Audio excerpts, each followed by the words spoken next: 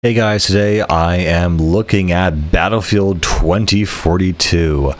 All I have to say is wow. This is the game that I least expected. Like I said, I was trying a bunch of Battlefield games that had come out on Game Pass and was just trying them one after another from 3, 4. I mean, my go-to before this was really Bad Company 2.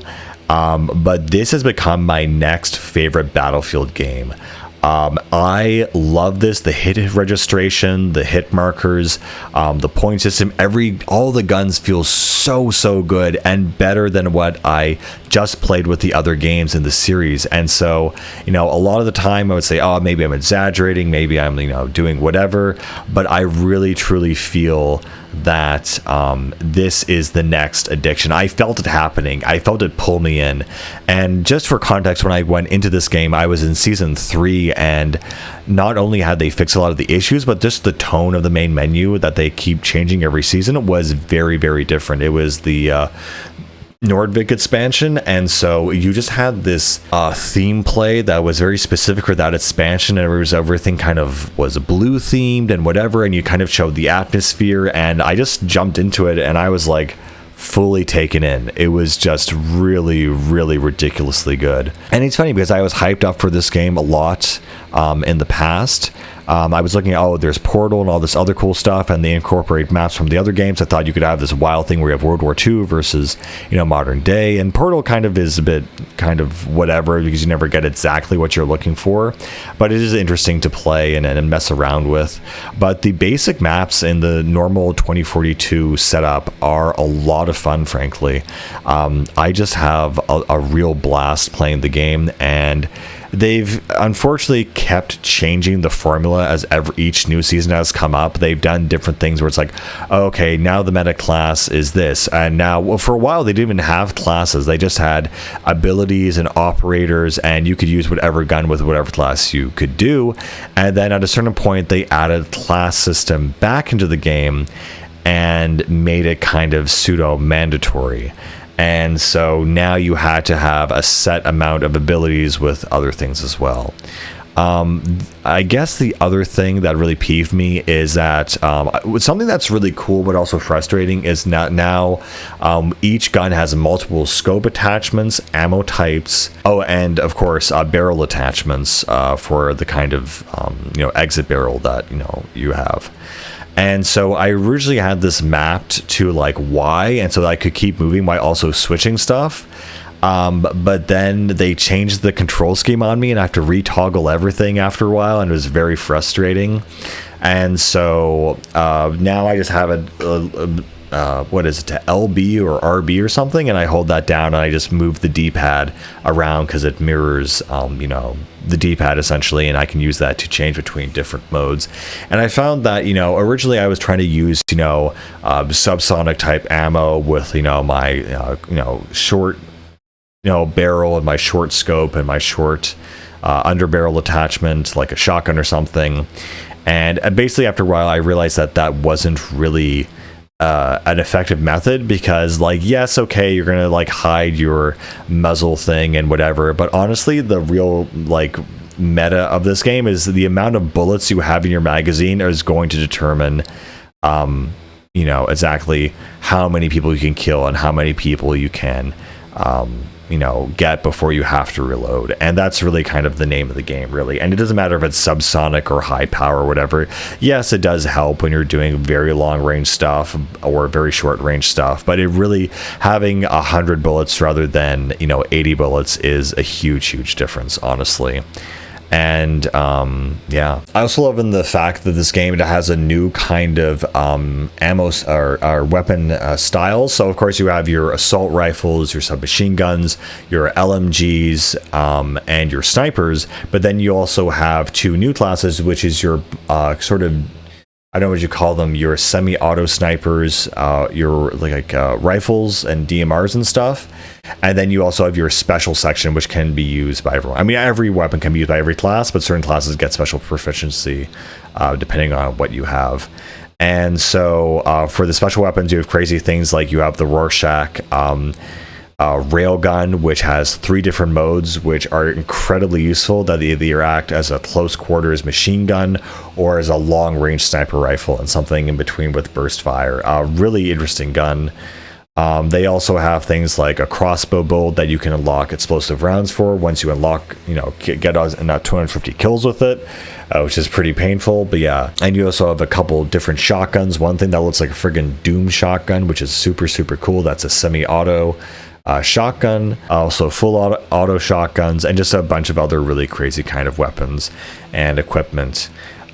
Speaking of which, each class now has its own kind of special loadout with a specific character, and so that special weapon will be tied, or special ability will be tied to that character. So Casper, probably maybe one of my favorites, like something that sounds like it would break the game, but he has this UAV drone that he can send out and can literally give you a bird's eye view of everything around you, and you can actually just target anyone in the area and just find out exactly where you're going and what you have to do. It's really, really cool. For example, McKay has the grappling hook, so he's able to like maneuver around, and honestly find that's better for sniping abilities, because essentially you want to be able to get up to a high point and basically use that as your means for getting around.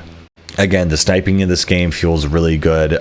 Each new season they also added a few new weapons, and it just feels really good. And again, I feel like the semi-auto rifles are really broken in this game, because they act almost like snipers, but they have a high fire rate, so they feel super, super cheap, frankly. And I feel really unfair using them, but they're kind of my go-to power weapons when I'm having a bad day or whatever. I also love how the bullet velocity drops in this game. It feels very, I guess, realistic, and it feels a lot of fun. I know, I just love arced weapons like grenade launchers and snipers, where you have to anticipate the enemy's position and where they're going to be, not just where they are, and also countering in, the fall of the bullet and everything, and being able to take out enemies despite that. Also, the name of the game as to what you want to accomplish is like, yes, you level up as you play the game, you get new levels and whatever, and some new gear, but the real name of the game is basically doing this thing where as you get more kills with that certain gun or that certain weapon, you end up essentially getting more attachments for it and unlocking things like scopes and other things like that. And like, there are some, honestly, it's kind of ridiculous. Like, you need 250 kills with each weapon to fully max it out and like be able to customize it. There are some pretty ridiculous, scopes that just look awful. You would never use them, like a long range sniper scope on an SMG. There's no reason that you should be able to do that, but it is there as an option. And again, what I ended up doing is not only with ammo types and kind of restricting myself not only to only using the largest ammo type, but never really changing ammo types unless I have to, unless I actually run out of all that ammo. Another thing too is, of course, you have melees and the ability to come up and sneak up on a guy. If you melee someone directly, it's going to basically take half their health, so it's not super reliable, but when you sneak up on someone, it's very useful. Another really cool thing is when you are sneaking or moving around, or you have a proximity sensor built in, so you have these red waves that go out that tells you someone is nearby, and it'll heighten their footsteps essentially, so that you can hear them nearby. Another cool thing that they also implemented with the squad system, which I think is a really smart thing, is that besides it's not just the medic, but you're actually able yourself to resurrect your fellow squad mates only.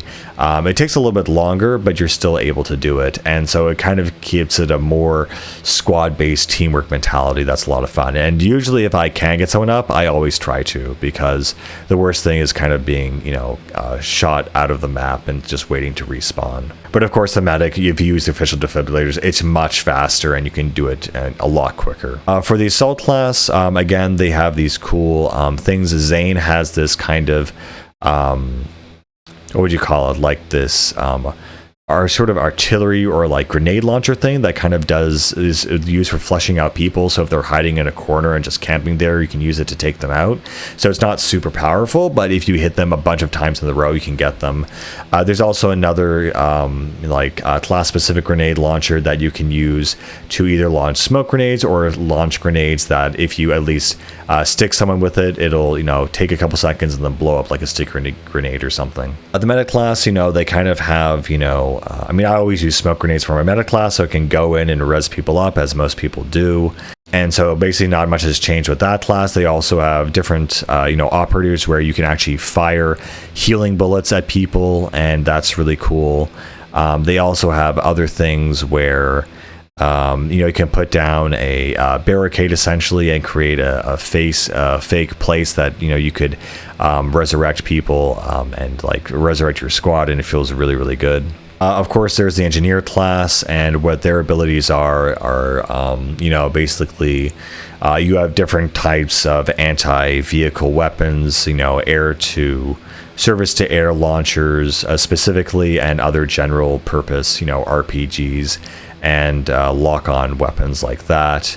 I think they did have the tracer dart make a return in this game, but it was kind of like a meme thing or an event thing that you had it on. You of course also have AT mines. Sergei has this kind of sentry that can target vehicles and people and really use as a nice distraction, really. And the female one, she's able to use this kind of missile guided or user guided lock-on missile that regenerates over time. It's incredibly kind of useful and broken, and I've also taken out as much infantry as I have vehicles with it because it's so accurate essentially. And of course you have the sniper class, and again, not much has changed with these guys. The latest person they added, Blasco, she can basically do this thing where she will take a jammer and will basically make this jamming signal, so you can't read your radar when you're nearby, but you also tells when the enemy is also nearby essentially. You also have of course your recon custom spawn point that you can plant again in the game. You also have these decoy things which allow you to, or rather relays or whatever, that act as like a stationary motion sensor that's always checking around. And of course you have your motion sensor grenades that you can throw out, and you get 2 of those instead of 1, and so that kind of acts as an ability to essentially track yourself. And so yeah, most of the classes are mostly unchanged. They have a few new gadgets and whatever. Of course, the vehicles are very, very fun, very interesting. You have, full-on jets in this game. I love that jets are almost available. Vehicles are kind of capped at a certain amount that you can spawn in, and then they have a cooldown timer for that. And so you kind of are always encouraged to go into vehicles when you can, because you only upgrade and get better different loadouts and weapons for your vehicles, depending on how much you use them. Even if you're just the driver getting assist kills, that also accounts a lot, especially with things like APCs and stuff like that. And again, depending on how you outfit your vehicles, it can make a really big difference, honestly. I've seen vehicles that have really bad equipment and really good equipment, where you have things like flame rounds and thermal vision on your scope, so you can make out where the enemies are. Really, really cool customization of the vehicles itself that I didn't really expect. There's also definitely an art form to flying helicopters in this game, as they act as kind of these giant spawn points, and you basically take in this this style of gameplay where you might just be the driver and everyone else is your support, and you need to know how to manipulate the aircraft in order to basically get your guys to safety and also to take out the enemy aircraft. Also knowing when to pull out under enemy fire, when to deploy flares, when to move into position where they can actually see the enemy and kill them, and other times when that's just not possible. Also knowing when you're locked on and how to avoid. Of course, once you're out of flares, you have to basically duck and go behind cover or scenery or something, and usually when people do that, most of the time the pilot ends up dying by just flying into a random radio antenna, and they end up dying, and that's very embarrassing and frustrating, but it's also extremely common. Again, if I had to choose my favorite vehicle in this game, it would probably be the railgun tank. It doesn't have quite as much ammo as the normal tank, but when you fire a round off, it really goes a long way, and with very minimal drop. And I love you can turn it into siege mode, so you can fire even faster. And then while you're waiting for your loads to or your rounds to reload, you can switch to your machine gun and your also support gunner.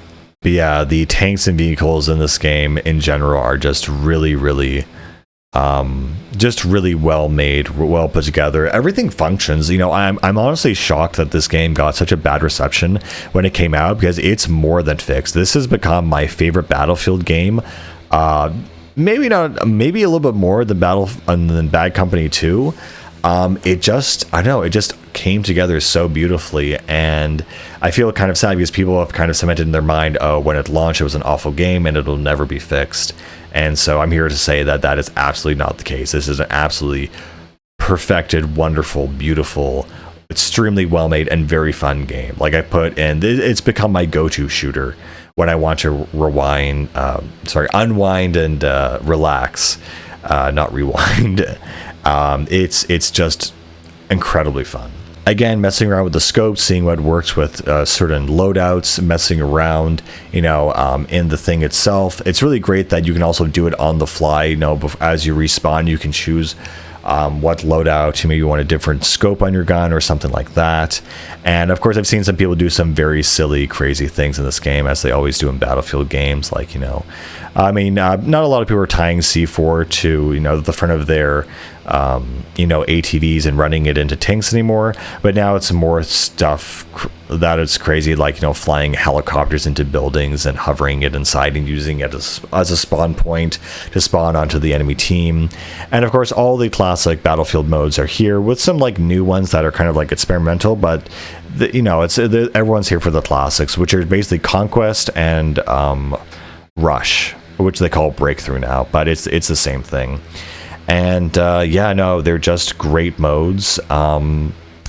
It's overall a really great game. My go-to classes are definitely Mackay with the grappling hook and the sort of DMR kind of semi-automatic rifles. The Girl Engineer, who basically has the laser guided or like user guided missile rocket thing. Falk the Medic, who has the Medipen gun that she can heal people from afar. And also, they actually just added something where you can lay down medical packets that were missing for a long time, that were very custom of the old Battlefield games.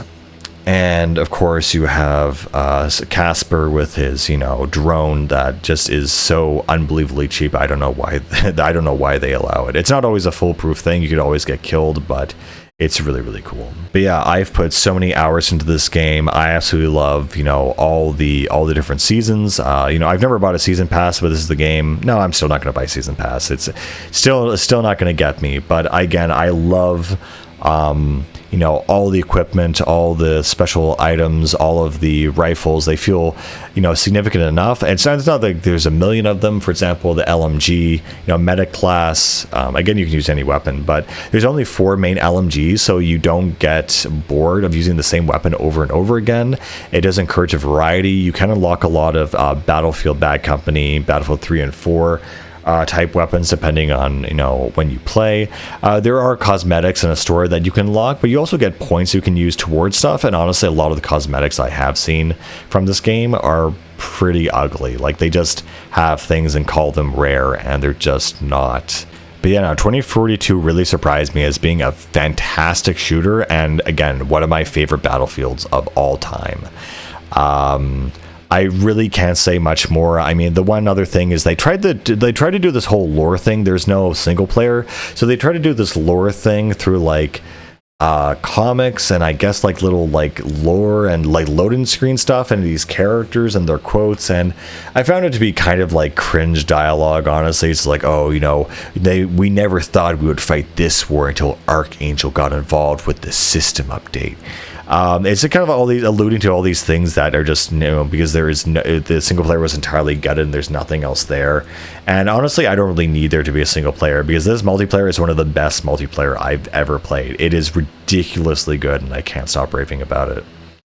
Also, the maps in this game are really good. They even have some returning Battlefield Bad Company maps, which is, and when you go into those maps, you realize that map design is so important and crucial and critical to this series.